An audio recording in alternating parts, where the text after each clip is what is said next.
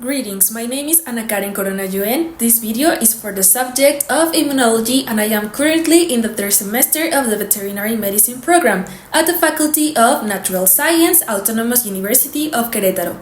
Today is Friday, November 21st, 2025. The topic I choose to explain is the role of cell-mediated immunity against influenza and its implications for vaccine evaluation. Influenza A and B are the main influenza viruses that affect humans.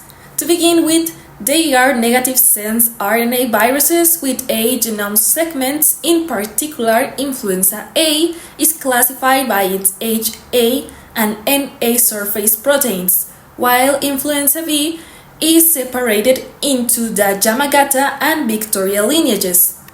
HA is the key target of neutralizing antibodies. However, because the virus mutates quickly, small changes known as antigenic drift allow it to escape immunity. Additionally, influenza A can undergo antigenic shift, a major genetic change that can lead to pandemics.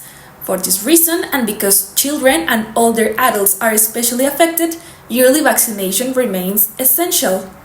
Regarding current vaccines, most are inactivated and mainly work by inducing HA-specific antibodies that block viral entry. They also generate some NA antibodies and can activate ADCC.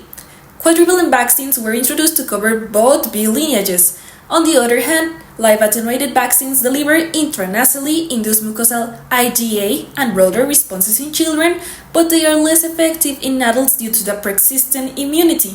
For many years, vaccine evaluation depended mainly on antibody tests like HI and SRH. Nevertheless, these criteria are now questioned. As we now understand, cell-mediated immunity, especially T-cell responses, is also crucial, particularly when circulating strains drift from the vaccine. Consequently, serology alone is no longer sufficient for vaccine approval. When it comes to natural infection, the immune response is much broader.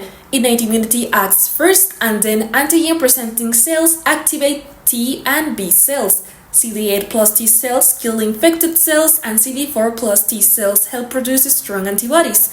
Moreover, infection generates long-lived memory T cells that expand rapidly during reinfection and provide cross-protection.